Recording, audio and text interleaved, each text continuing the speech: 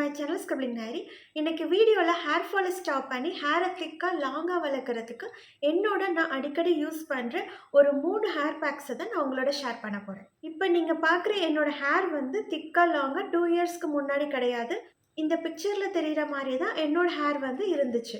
Actually after marriage என்னோட hair கேரை வந்து நான் சரியாக பண்ணாமல் என்னோட ஹேர் வந்து ரொம்ப தின்னாகிடுச்சு. முக்கியமாக நாங்கள் பெங்களூருக்கு ஷிஃப்ட் ஆன பிறகு இங்கே உள்ள வாட்டர் வந்து எனக்கு சுத்தமாக செட் ஆகலை. அதிகமான ஹேர் ஃபாலை வந்து நான் ஃபேஸ் பண்ணினேன். என்னோட ஹேர் வந்து ரொம்ப தின்னாகிடுச்சு. நீங்கள் கேள்விப்பட்டிருப்பீங்க, பெங்களூர் வாட்டர் வந்து ரொம்ப ஹாட் வாட்டர்.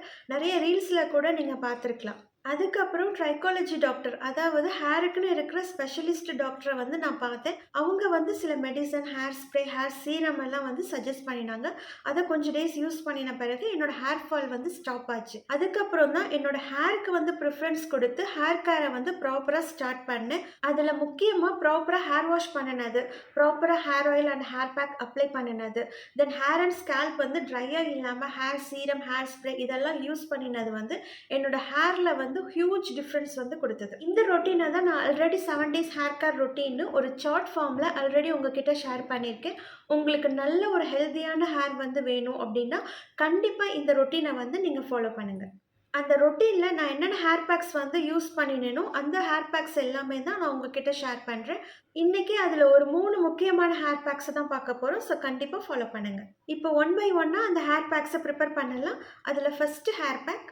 இந்த 3 ஹேர் பேக்ஸுக்கும் பேசிக் முக்கியமான இன்க்ரீடியன்ட் ஃபெனுக்ரிக், அதாவது வெந்தயம். இது எப்போதுமே என்னோட ஃபேவரட் இன்க்ரீடியன்ட். இந்த ஃபெனுக்ரிக்கில் எக்கச்சக்கமான பெனிஃபிட்ஸ் வந்து ஹேருக்கு இருக்குது.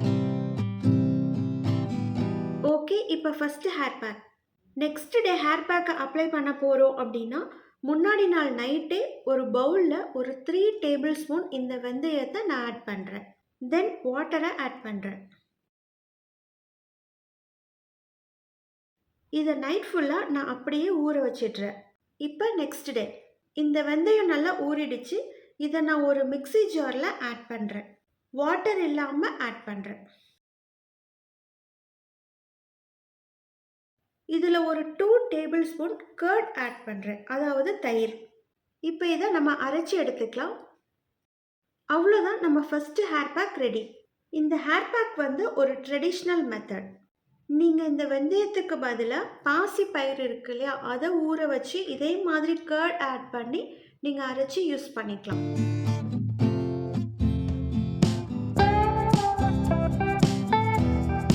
இந்த ஹேர் பேக்கை நம்ம டைரெக்டாக நம்ம ஸ்கேல்ப் அண்ட் ஹேரில் ஃபுல்லாக அப்ளை பண்ணிவிட்டு ஒரு 30 minutesக்கு அப்புறம் நம்ம ஹேர் வாஷ் பண்ணிடலாம். இந்த 3 ஹேர் பேக்ஸ்க்குமே நம்ம இதே மெத்தடில் நம்ம அப்ளை பண்ணிக்கலாம். ஓகே, இப்போ செகண்ட் ஹேர் பேக்கை எப்படி ப்ரிப்பேர் பண்ணுறது அப்படின்னு பார்க்கலாம்.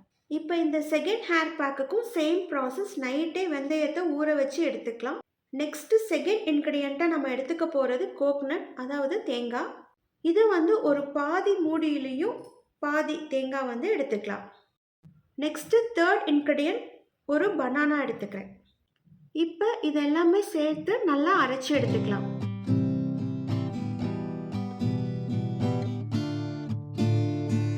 இப்போ அரைச்சி எடுத்தாச்சு. இதை ஒரு கிளாத் வச்சு ஃபில்டர் பண்ணி எடுத்துக்கலாம். அவ்வளோதான், நம்ம second hair bag ready.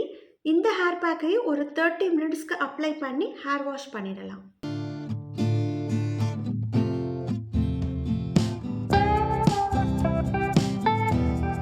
Okay, இப்போ தேர்ட் ஹேர் பேக்கை எப்படி ப்ரிப்பேர் பண்ணுறது அப்படின்னு பார்க்கலாம். இதுக்கும் சேம் ப்ராசஸ். நைட்டே வெந்தயத்தை ஊற வச்சு நம்ம எடுத்துக்கலாம். இதில் கொஞ்சம் செம்பருத்தி இலை வந்து நான் ஆட் பண்ணுறேன். நெக்ஸ்ட்டு ஒரு 2 கொத்து கறி லீவ்ஸ், அதாவது கறிவேப்பிலையை இதில் நான் ஆட் பண்ணுறேன். இப்போ இது எல்லாமே நம்ம அரைச்சி எடுத்துக்கலாம். இப்போ நம்ம அரைச்சி எடுத்தாச்சு. இதை ஒரு கிளாத்தில் ஃபில்டர் பண்ணி எடுத்துக்கலாம். அவ்வளோதான், நம்ம தேர்ட் ஹேர் பேக்கும் ரெடி. இதையும் சேம் ப்ரொசீஜரில் ஒரு 30 minutesக்கு அப்ளை பண்ணி ஹேர் வாஷ் பண்ணிக்கலாம்.